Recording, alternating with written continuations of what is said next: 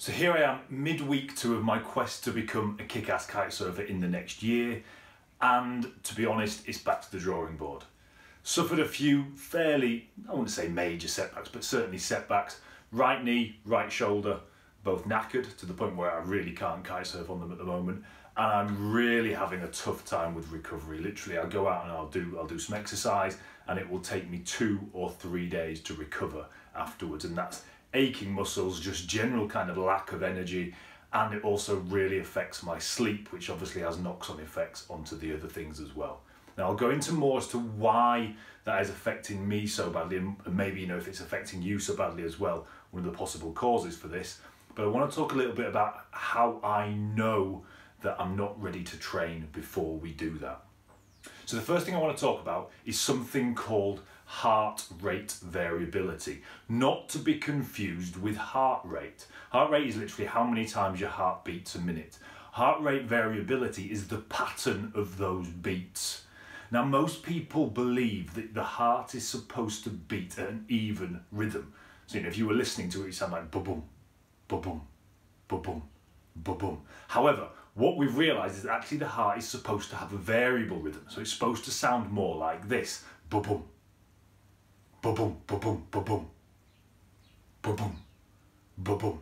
Now the reason for that is simple. The heart is supposed to adapt to whatever you're doing. So as you stand up, the heart rate increases to match your increase in effort. As you lie down, it will decrease. As you move an arm when you're lying down to turn the page of your book, it will increase. As you breathe in, the heart rate will increase. As you breathe out, it will decrease.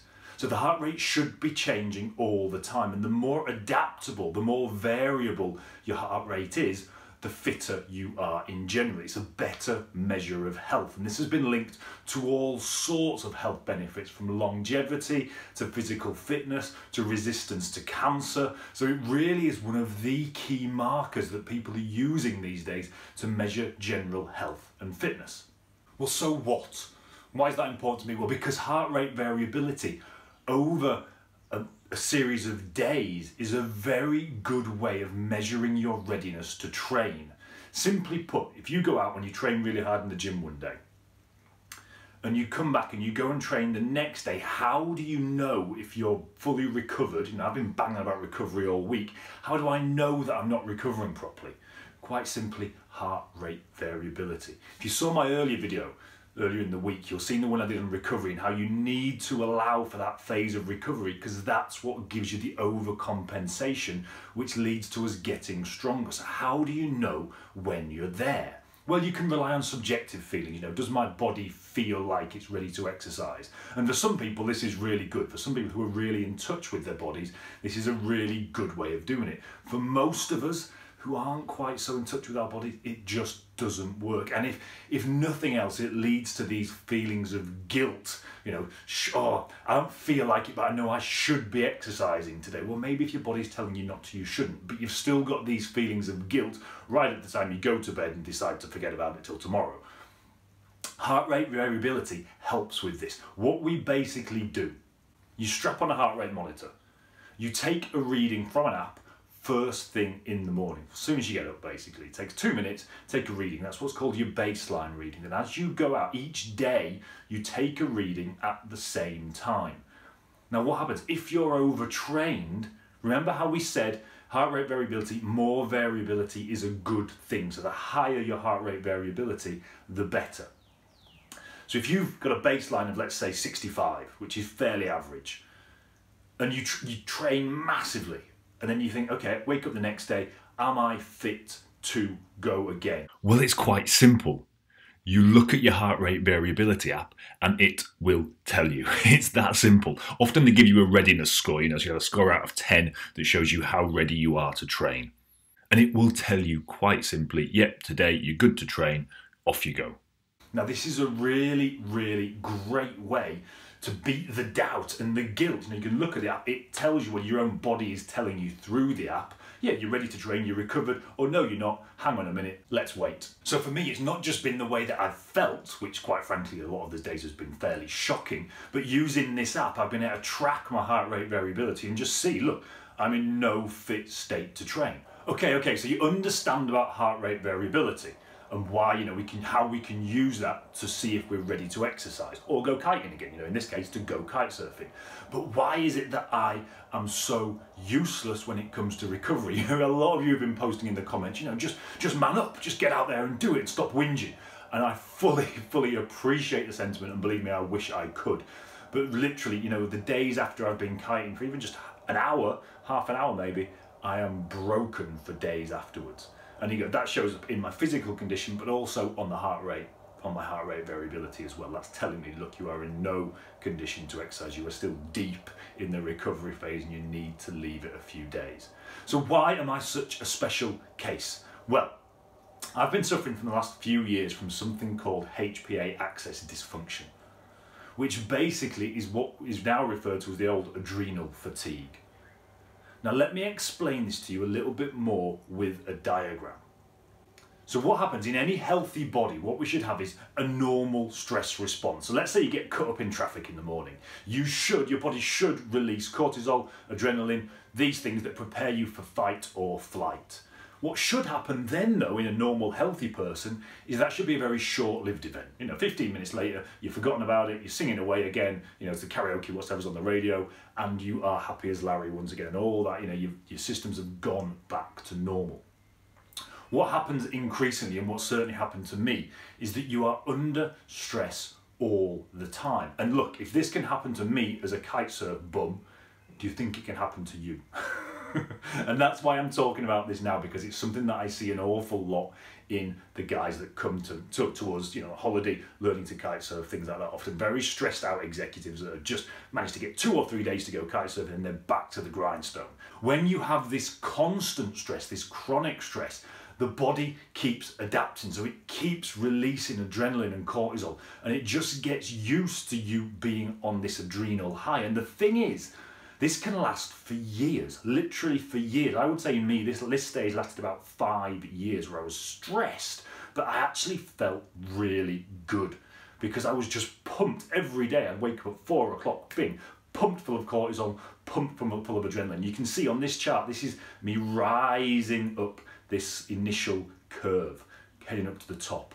And I say for me that lasted about probably 5 or 6 years. And in that time, you feel awesome. You are performing probably higher than 100% because you're constantly pumped, you're constantly wired. You may notice that you struggle to sleep and things like this, and that you get overwhelmed a little bit easily, but you can deal with it. You know, you can deal with whatever life throws at you.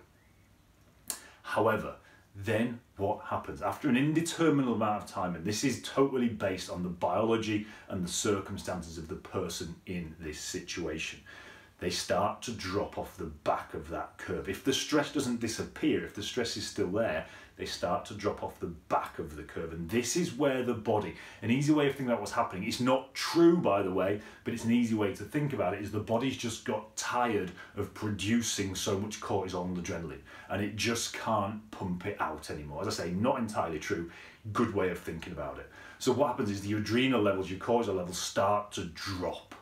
So now the same tasks that just a few months ago you were doing quite easily, you're starting to really struggle with.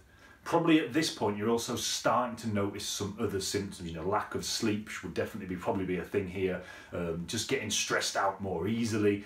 Lack of recovery after physical performance. Lack of ability to bring it in the gym. These are what a lot of people talk about. Lethargy in general, and a kind of apathy towards life is what a lot of people experience at this point. And you're starting to drop off the back of this curve. Now at this point, because you start to feel a bit bad, most people at this point go and see a doctor. Doctor, you know, I'm not feeling great, what do we need to do? Oh, let's check your cortisol levels. So the doctor gives you a blood test, but you can see, you know, if you think on where we start on the chart, that's a normal cortisol level. Now if you get a blood test and you've dropped off the back of this cliff, at that point your cortisol levels are normal. But they're just normal on the wrong side of the hill. And this is exactly what happened to me. I went to see a doctor at this point, took a blood test, cortisol levels are fine, no problem. So I just carried on thinking, okay, well, it's just a thing, let's just get on with it and man up, and then, as you say, you know, mix some concrete in a glass and toughen up. And it didn't work. You know, I kept getting worse and worse and worse and worse and worse. The major problem with this is when you're on the back end of this chart, when you're dropping off the mountain. If someone had asked me at this point, even literally when I was right down at the bottom, you know, right down the bottom right-hand corner of this graph, if someone had asked me, are you stressed? I would have said no. No, I'm not stressed. How can I be stressed? I work on the beach, I live on the beach, I'm fine. And the problem is that I'd been in this same state now for probably 7, 8, 9 years. So for me, it was baseline. This was just what I was used to. So for me, I wasn't stressed. You know, anyone looking at me would say, you are insanely stressed. You never stop, you never do this, you never sleep. You know, you're running around all the time. You're constantly out of your mind with stress. Of course you're stressed, but for me, it was baseline.